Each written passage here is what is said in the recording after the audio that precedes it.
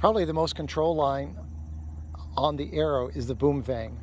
And it's important that there's enough throw in the system that the sail can be eased enough for light air, and also that the boom can be pulled way down for when it's windy. Here's a boat that was rigged, a brand new boat that was rigged recently by the local dealer. And you'll notice here, we've got all this wasted throw in the system. And this is barely on already. So there's no way in heck that this rig, the way it's set up, is going to have enough throw to operate properly in big breeze. Okay, and we'll show you how a proper system looks later. In the rigging booklet that comes from RS, they tell you the proper lengths of these two lines, and getting that balance correct is really important. Okay, given what we had here, what I want to do is I want to shorten up this bottom block significantly, and notice how that brings these upper blocks as well with them. So that's going to increase our throw in one fell swoop. So I'm going to tighten up the bowlines, and notice how big this bowline is here and this bowline here. So this giant opening there, that's when you multiply it by all the purchase in the system, between these two, we're probably losing 12 inches of pull on the Vang. So we're going to fix that. Okay, so I popped the knot out of the main sheet there, and take a look here.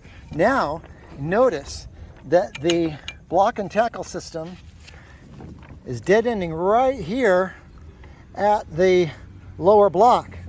This is great. Now,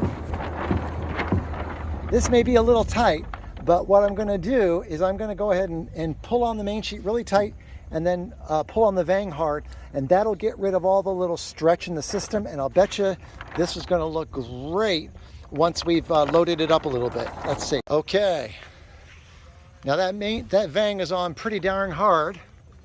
See all the bend in the mast, and you see we've got oodles of throw left here in the system. That's terrific. That's terrific. Here it is now that I've stretched it out there by that last motion there, and notice now I've got a little bit of bounce in it.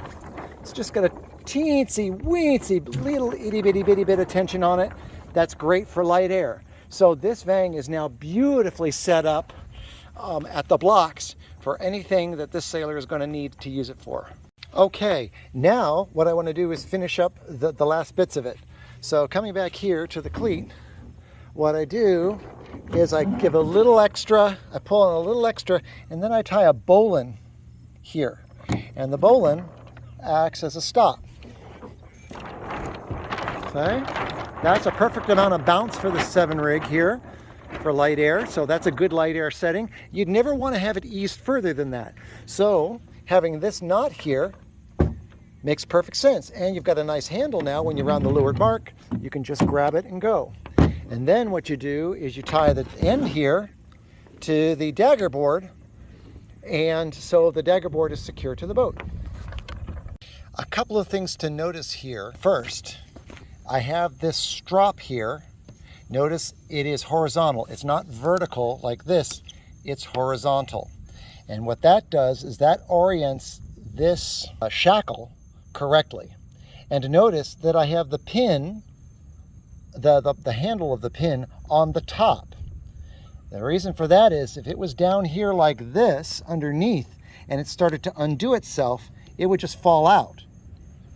Okay, however, when it's upright, okay, even if the pin gets loose, it's going to stay in. Something to consider. One final thing, and this is important.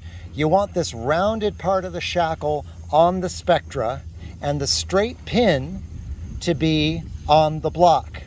If they were the other way around, what happens is the spectra catches in this little corner here and it really gets chewed up.